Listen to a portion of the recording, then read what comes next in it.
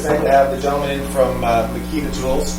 They're going to talk about all their various products, give us some updates on some new technology throughout tools, and just kind of give us a show and tell on some of their great things. So, in speaking with John earlier, John is right up front there, and his crewmates.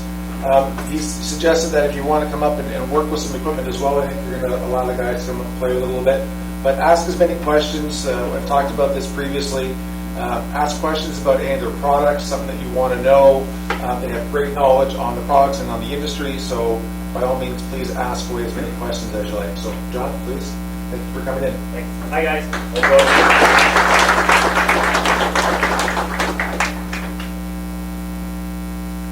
I think the best thing to do is to start with, I guess, questions, and then we'll just, as more questions come along, more others will start asking questions. John, are you the guy who's going to do most of the talking? All three of us will. Okay, better use a handheld then. Thanks.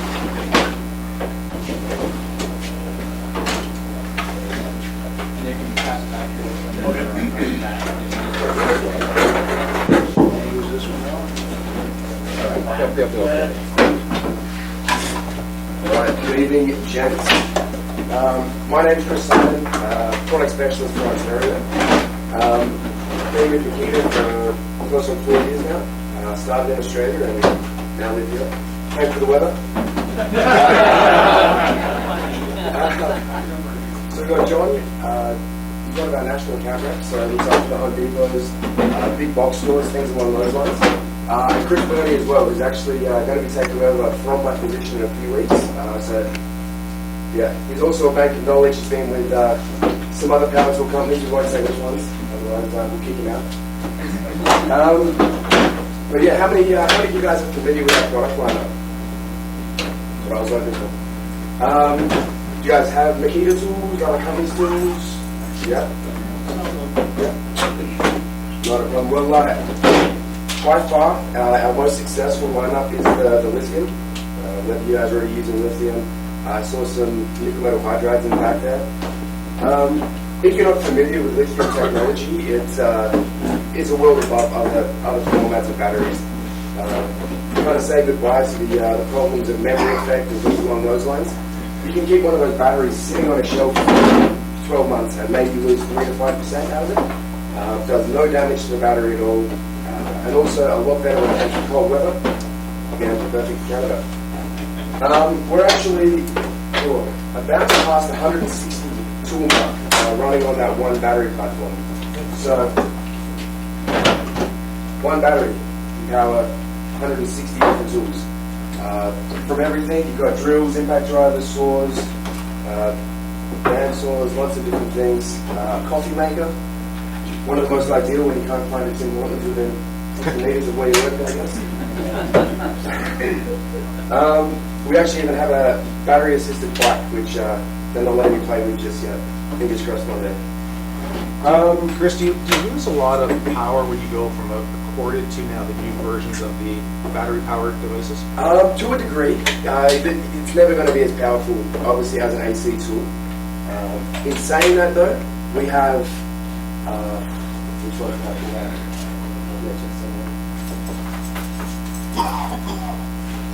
To combat that exact thing, we've developed our 18x2 platform. So, two 18-volt batteries, 36-volt power. And you don't lose power at all.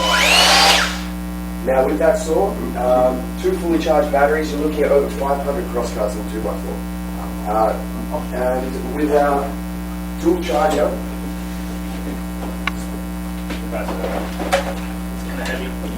I mean, it's heavy. yeah, batteries are in, so Take your batteries out. yeah, I can just Take take her.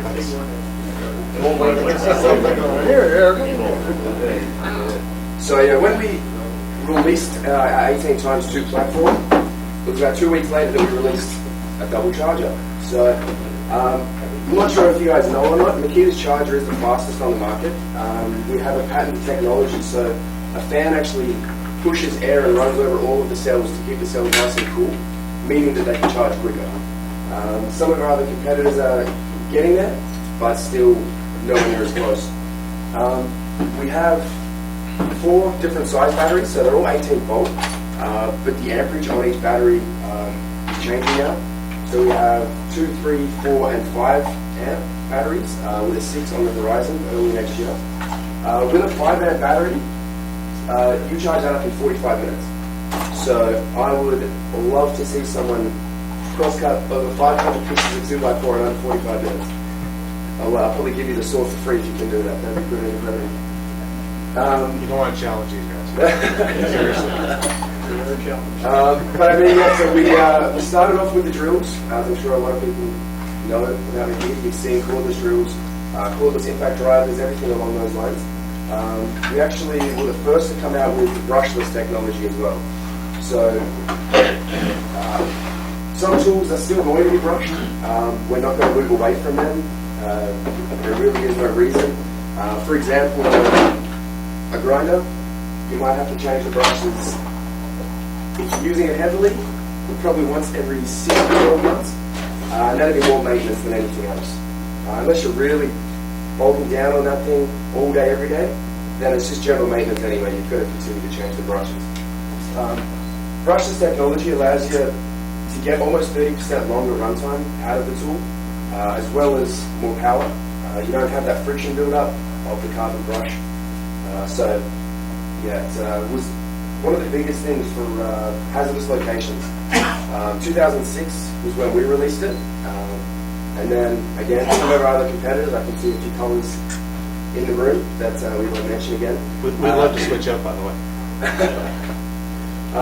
They then jumped on board, saw a great marketing opportunity that brushless technology, the newest, greatest thing available, and really pushed it hard. So a lot of guys are saying, is everything going to get brushless? No.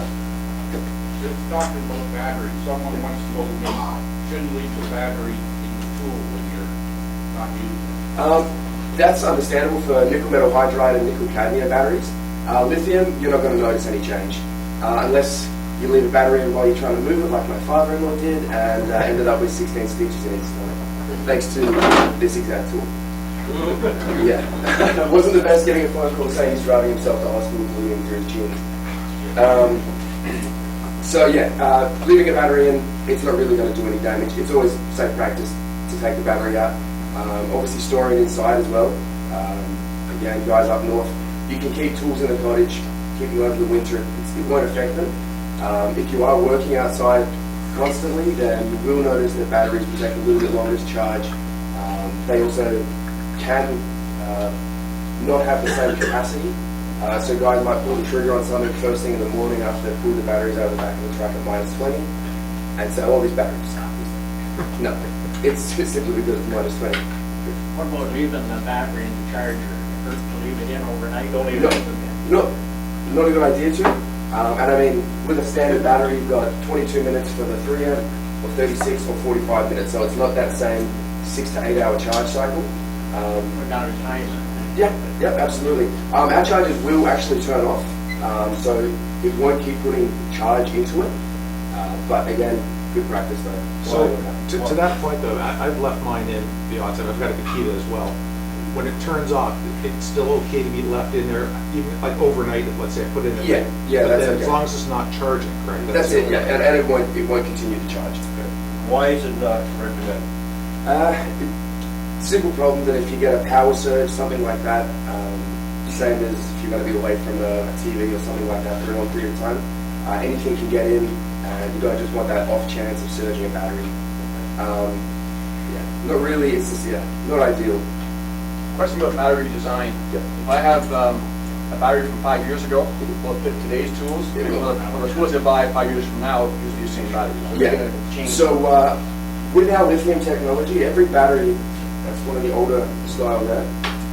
So from around 2007, that was when we introduced those. And a lot of other companies have switched their battery platforms. So they're still a lithium, but it might be the insert style or a slide style. With ours, we're already so far invested in, as I said, almost 150 tools now. There's no point. I certainly can't see that any point at all to be changing. 6 amps are out now, so and then now 6 amps with a battery, with a battery indicator in the back, but it's the same platform. So, and that will just continue to grow and grow. That's I have heard that 6 amp hour is the biggest capacity cell that can be shipped. I'm not sure why or the reasoning behind it. It's just something that I've been told. I heard somewhere, and I don't know if it's true or not, that with lithium batteries, whether you use them or not, their life expectancy still tailing off even if you don't use it. Yeah. No, It is a not much. depletion rate, You're though. looking at like 5%, not even 3 to 5% over a 12-month period of not being used. But yeah, you don't have that memory effect where, like a nickel cadmium, say if you was to use it for 15 minutes, put that back on the charger, you've just basically shorted yourself X amount off that battery each time that happens. With lithium, again, not recommended. We can pull the trigger on this 5 times and then put it straight back onto the charger. The only thing that you're doing is hurting yourself if there is a problem with the battery. I'm not really talking about the recharging it before it's depleted, but someone said that if you have like a kit, you get 3 batteries, and you just say, oh, I'm just going to use this one battery until it's dead, and then I'll have 2 good ones. That if 5 years goes by, they'll all be dead. Oh, no. It's based on charge cycles. Is it? So yeah, all of ours are rated, well, not necessarily rated, but quoted to say between 800 to 1200 charge cycles. So again, if a guy's using, say, a higher capacity tool, something like a bandsaw, you got to use the battery quicker, which means you might be charging that battery 3 times a day. So still, in a whole year, say if you've charged 1,000 times, that battery should still be good. With all of our chargers as well, it's called a STAR technology. It communicates to the battery and then back to the charger. Every time that hits 80%, that then records another charge cycle. So guys have brought me batteries and they say, oh, you know, these batteries are, I hate these. So I say, no problem. You know, I'm more than happy to go and get them checked. We have a full diagnostics charger. So that's our factory service centers. On the back of all your catalogs is our factory service centers that are owned and operated by Makita, essentially. And some of them come up and say 1,243 charge cycles. They are specific. Every single time that hits 80%, one more is going to be added to it every time. So yeah, I couldn't see that if you let them sit for 5 years, you're not going to see any difference. Some manufacturers are into a 20 volt or even a 24 volt. Yeah. Are you going there at all? DeWalt's 20 volt is, I've definitely seen 20 volt max, and it has to say the word max after it. That's a no load voltage. So if we were to take a multimeter onto one of our batteries, we're reading at about 20.6 volt. As soon as you pull that trigger, it's 18. Exact same with the DeWalt 20 volt max. As soon as you pull that trigger, you're running an 18 volt battery again. Same thing happened with.